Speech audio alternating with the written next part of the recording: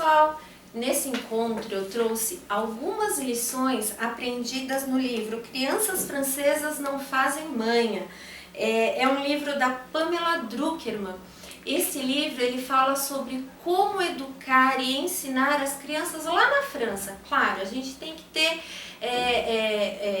bem clara essa diferença cultural que existe lá na Europa, no caso na França, e aqui no Brasil.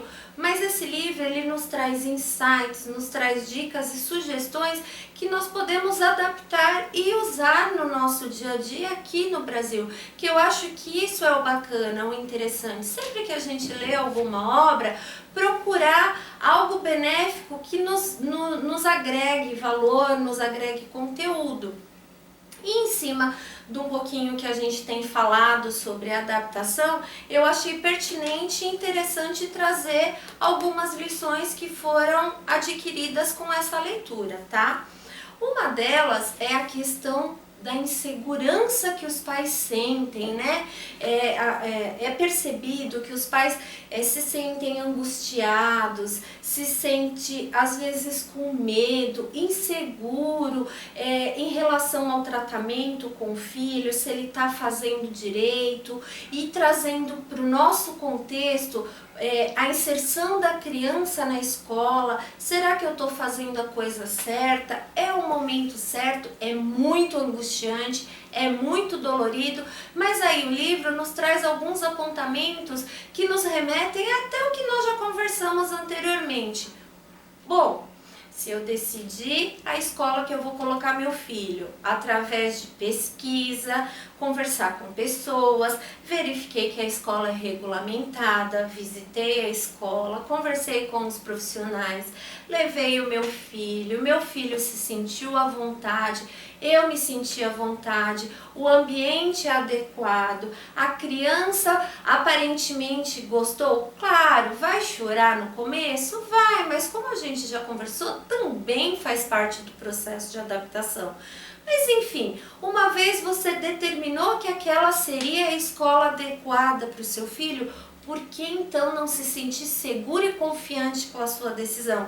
E esse livro mostra exatamente isso, com todas as decisões que vocês, enquanto pais, tomam. Não se sintam inseguros, ou culpados, ou angustiados. Uma vez que você visitou, percebeu, viu que você fez o seu melhor para o seu filho dentro daquilo que você pode, não tem o porquê você se sentir culpado, ou porque está colocando o seu filho na escola porque você precisa trabalhar, ou porque você deixou o seu filho brincando em determinado momento enquanto você estava pegando alguma coisa. Não, é muito importante que você já tenha tomado a decisão, você fez aquilo que é o melhor para o seu filho e ok, não tenho por que ficar angustiado, ligando, por exemplo, para a escola a todo momento para saber como a criança está.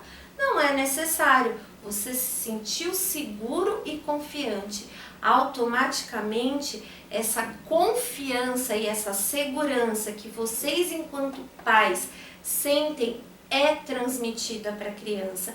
E a criança também vai se sentir segura, também vai se sentir confiante, até mesmo no processo de adaptação, como eu falei anteriormente. No processo de tomada de decisão, a criança vai se sentir à vontade, certo? Uma outra questão que o livro traz para a gente também, que é bastante pertinente, é a questão do momento da criança. Eu sei o quanto é angustiante para vocês, enquanto mamães, enquanto papais, não estar interagindo com a criança a todo momento. Mas ok, isso faz parte do desenvolvimento da criança.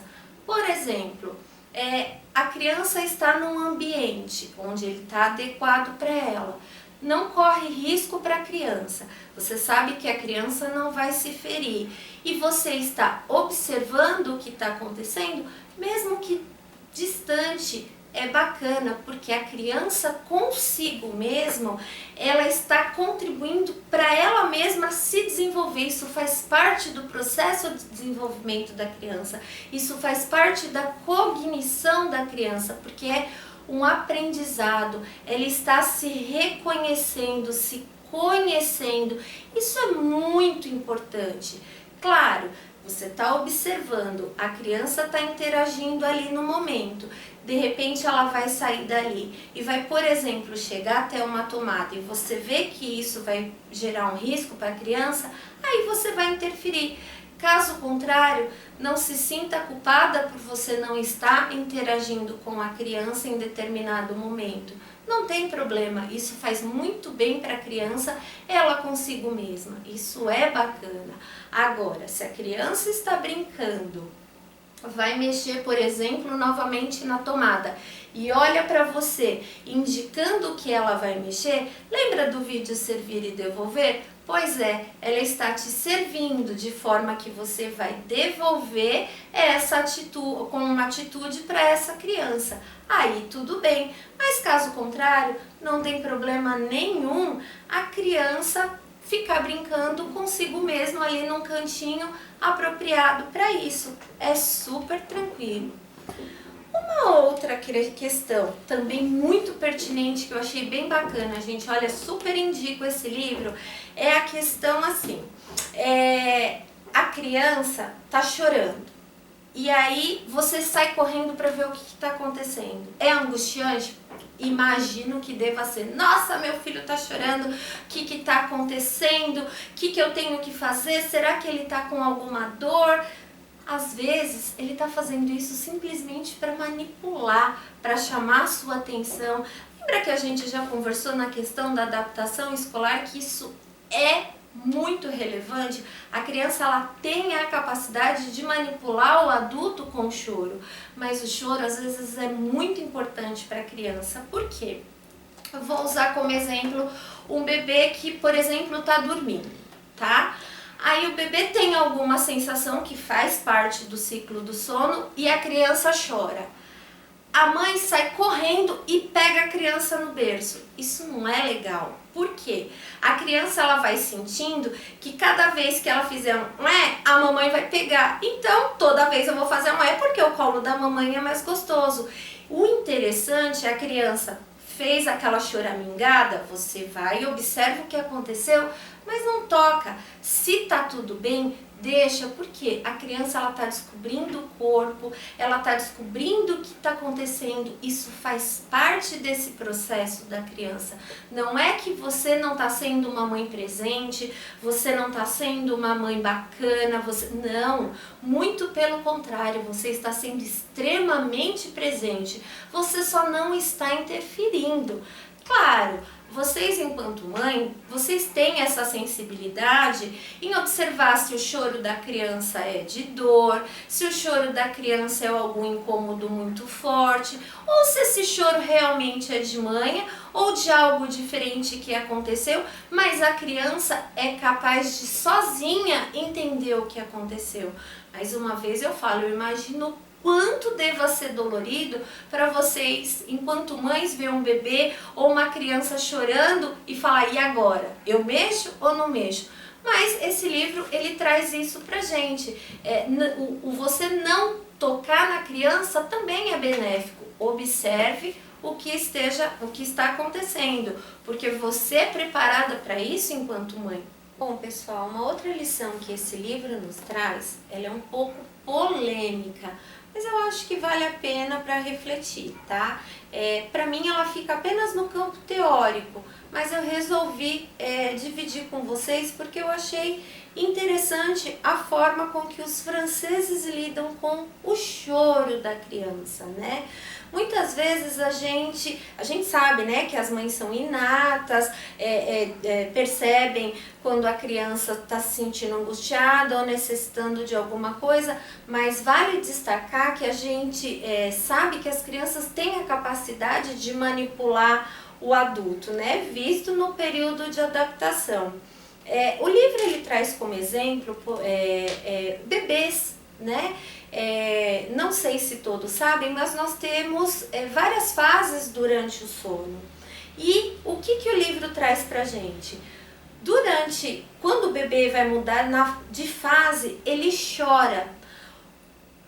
É muito angustiante para vocês enquanto pais, ou até mesmo pra gente enquanto educadoras, ouvir o choro da criança. Gente, prontamente já vai lá, já pega o bebê no colo, já quer acalentar, ou dá uma mamadeira, dá o peito, que isso é muito válido, é bacana, eu também concordo com isso, mas, novamente repito, é polêmico e é diferente da nossa cultura. Lá eles deixam as crianças chorarem um pouquinho mais do que é habitual aqui pra gente.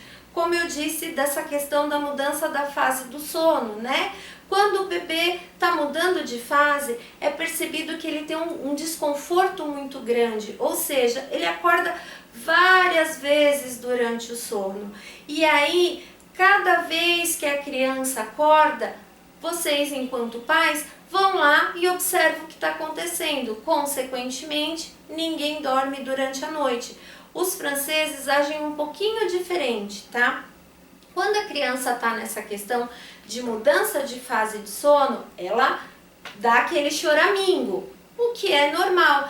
A mãe levanta, observa, mas não toca, não pega a criança, diferente do que a gente faz aqui, porque é gostoso para a criança e conforta vocês enquanto mães. Não, lá eles observam se está tudo bem, ele vai deixar a criança chorar e parar, claro, observando, não vai deixar a criança sozinha, mas ele vai observar, porque esse momento é importante para a criança se conhecer e se autorregular. Por exemplo, ela chorou, né? Ela sentiu um desconforto, ela chorou. Se a gente prontamente pegar, ela não vai nem conseguir entender ou sentir aquilo que aconteceu com ela. Consequentemente, ela vai perceber que cada vez que ela chora, alguém pega no colo, é gostoso, então eu vou sempre chorar. Isso se torna condicionado. Então, eu não estou dizendo que isso deve ser feito, mas eu estou trazendo para vocês a questão de como é feito lá. E serve para a gente refletir, né? Claro, vocês enquanto mamães, papais, cuidadores, até mesmo dentro da escola, a gente sim deve observar qual é o tipo de choro da criança, porque realmente quando a criança chora por dor ou por algo que está realmente incomodando, o choro é diferente, mas tem a questão daquele choro também de manha, aquele choro de birra, aquele choro de solicitação de algo, enfim, ou até mesmo para chamar a sua atenção e te manipular de forma, eu quero ir no colo, ou eu não quero ir para a escola, ou eu, enfim, alguma forma para solicitar a sua atenção. Então vocês, enquanto responsáveis, né, observa mais essa questão do choro do bebê, para a gente sentir realmente quais são as necessidades dele. Novamente eu falo, gente, é um caso realmente muito polêmico, é cultural e é diferente da forma como a gente age aqui, tá? Isso é mais no campo da teoria, mas eu achei interessante trazer esse apontamento para vocês. Uma outra questão que ele aponta aqui também é sobre o que a gente chama de crianças reis. Não sei se vocês já ouviram essa denominação. Eu sei o quanto é difícil enquanto pais, enquanto mães, nessa rotina maluca, em ter de trabalhar, estudar, cuidar da casa, cuidar das obrigações, cuidar da criança e a gente não tem muito tempo para ficar com os nossos filhos. Então, o que a gente faz? Para suprir esse tempo que nós não temos de ficar com a criança, a gente dá tudo para a criança, seja de forma material ou deixando a criança fazer o que ela quiser, né? Porque, ai, coitadinho, meu filho fica na escola o dia todo, ai, eu não vou deixar ele assistir televisão enquanto ele janta, coitadinho. Mas será que é bom a criança comer assistindo TV? Então, inconscientemente, nós vamos formando essas crianças denominadas crianças reizinho, né? E aí, de repente, essas crianças ficam sem limites, o que não é bom para a criança e nem para vocês, porque de repente chega um momento que você precisa falar um não para a criança, claro, não de uma forma brusca, mas você precisa mostrar para a criança um não é assim que age, não é assim que deve ser feito. vai gerar uma frustração e a criança não vai saber lidar com essa frustração. E isso é muito importante para a criança. A frustração, ela faz parte do desenvolvimento. Claro, ela deve ser uma frustração amparada, guiada, cuidadosa, sempre com a observação de um responsável. O não é importante, porque nessa vida a gente não tem tudo o que a gente quer, é verdade? Então, por exemplo, a gente quer uma BMW. É possível a gente ter uma BMW da noite para o dia? Não é.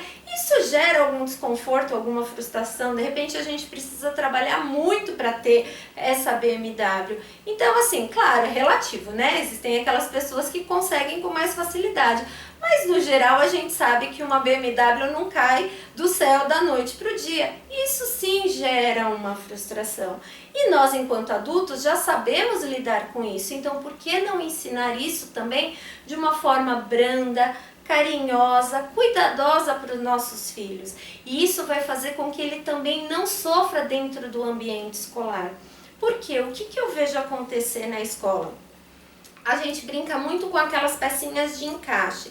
De repente a criança ela não consegue encaixar, ela fica frustrada porque ela não consegue, ela taca toda a pecinha longe. Aí nós, enquanto educadoras, vamos lá, pegamos a pecinha, conversamos com a criança, ensinamos como ela deve fazer, que não é assim, que não é bacana, enfim. A criança se frustrou, fez parte do desenvolvimento, mas a gente mostrou para ela de uma forma carinhosa que ela pode tentar novamente, que naquele momento não foi do jeito que ela quis, mas pode ser que amanhã ela consiga montar aquilo que ela tentou. Isso é benéfico para o desenvolvimento deles, tá? É muito doloroso enquanto pais, enquanto adultos, a gente vê o nosso filho se frustrar, mas é benéfico, isso faz parte. A gente se frustra a todo momento. E nem por isso a gente está sofrendo mais ou menos, né? Uma outra questão que o livro traz que eu acho bacana, isso eu achei muito legal.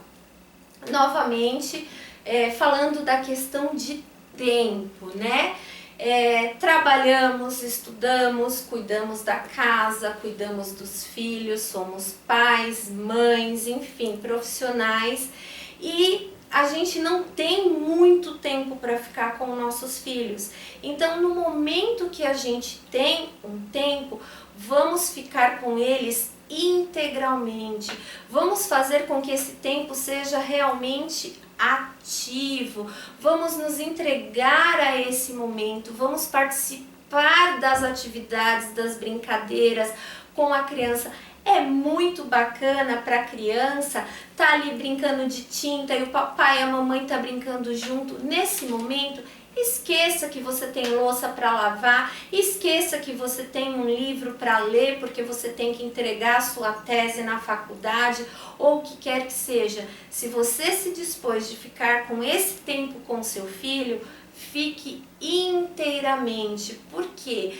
Se depois você precisar ler o seu livro para fazer a sua tese da faculdade, ou se você precisar lavar a louça e o seu filho for brincar sozinho, com os brinquedinhos dele, sob a sua orientação, você não vai se sentir culpado, não vai se sentir angustiado, não vai sentir a dor de não poder estar ali com seu filho, porque no momento que você teve, você viveu isso intensamente, você passou isso para a criança intensamente. Por que não, neste momento que você tem, programar um passeio ao ar livre, andar de patins no parque, enfim, mas viva esse momento com qualidade. Eu acho que isso foi uma lição bacana que o livro trouxe, né? Esse tempo com a criança com qualidade, não simplesmente sentar com a criança e aí a criança faz alguma sujeira e você fica nervosa porque ela fez a sujeira e você vai ter que limpar. Não, nesse momento você não está ali com a criança, você está pensando no que vai acontecer depois.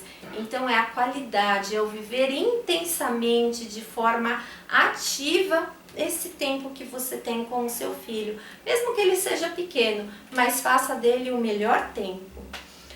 Uma outra questão que eu achei bem bacana também, gente, novamente eu falo, tá? É um livro francês, né? Ele ensina como educar crianças francesas. A cultura é um pouquinho diferente da nossa, mas como eu disse lá no início, ele traz alguns insights pra gente que a gente pode refletir, talvez até aplicar no nosso cotidiano.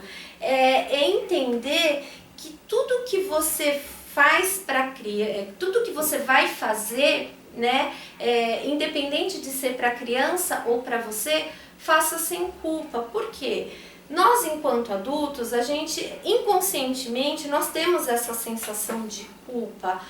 Eu não vou, as mulheres, né? Eu não vou fazer minha unha, eu não vou no cabeleireiro porque eu vou deixar meu filho. Eu não vou, eu preciso trabalhar, mas coitadinho, eu vou ter que colocar o meu filho na escola. Ou eu quero fazer coisa Y, coisa X. Isso o que aponta aqui é justamente isso, fazer sem culpa. Por quê? Vocês, enquanto pais, enquanto mães, enquanto cuidadores, vocês fazem o melhor que vocês podem fazer para atender às necessidades daquela criança. É aquilo que eu disse lá no início, né? Comparando a questão da escolha da escola, né? Você pesquisou, você buscou, você se sentiu confiante, você gostou, então você deixou a sua criança na escola. Então não tem o porquê você se sentir culpado em deixar a criança na escola. Aqui cabe o mesmo contexto, né? Não tem o porquê você se sentir culpada, mamãe, de ir num cabeleireiro e deixar o seu filho com a sua mãe, ou com a tia, ou com a vizinha, ou até mesmo na escola. Você está tendo um tempo para você. Por quê? O tempo que você teve com o seu filho, como eu disse anteriormente, foi um tempo de qualidade. Então você fez o melhor que você poderia fazer naquele momento. Você não tem que se sentir culpada em ir trabalhar, ir no cabeleireiro ou ler o seu livro. Isso faz parte, isso é importante para vocês enquanto adultos, enquanto seres, porque aí a gente entra numa outra questão que o livro também aborda, a questão de papéis, né?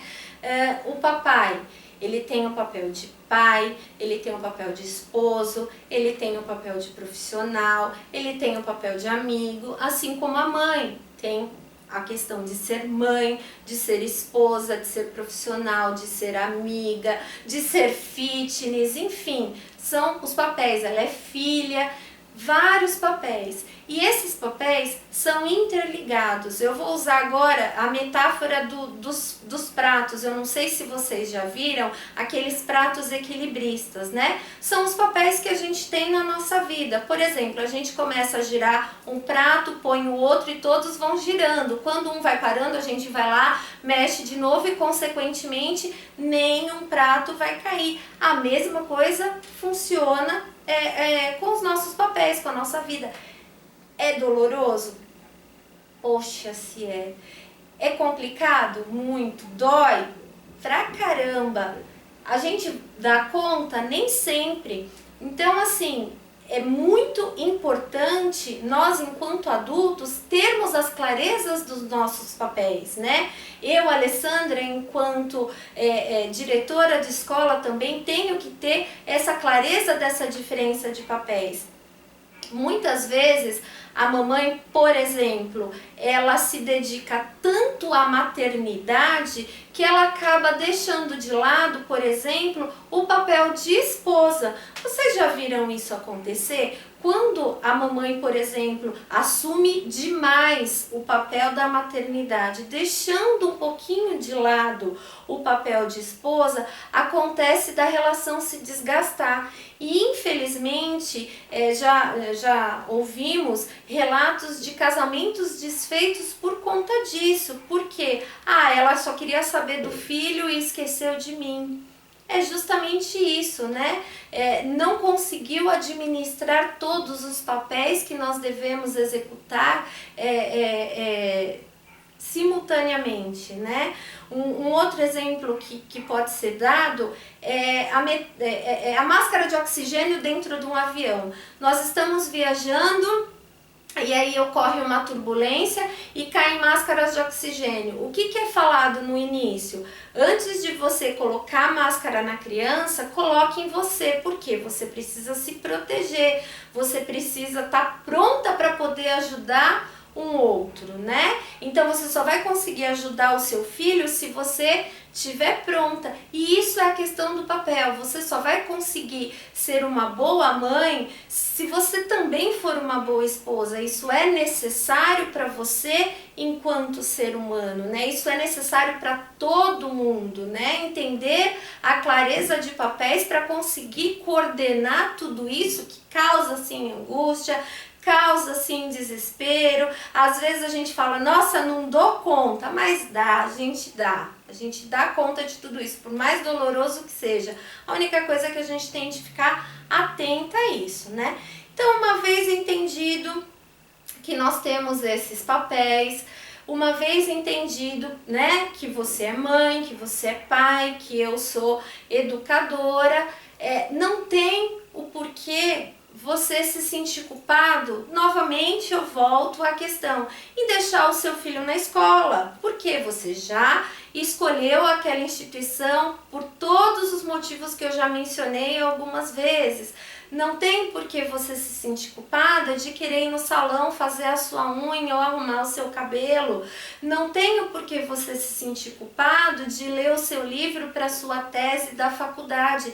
Isso faz parte e você fez o seu melhor para o seu filho naquele momento. Volto a dizer, a qualidade do tempo. Por isso que é muito importante você se sentir inteiro no momento que você tem com o seu filho, porque isso vai tirar essa culpa que inconsciente a gente sente, vai transformar tudo isso em segurança, em confiança, e aí você está confiante na sua decisão, você está seguro na sua decisão e você pode seguir adiante, deixando o seu filho na casa da tia, do amiguinho, na escola. Você tomou a sua decisão, basta só você supervisionar a decisão que você tomou para ver se está tudo bem.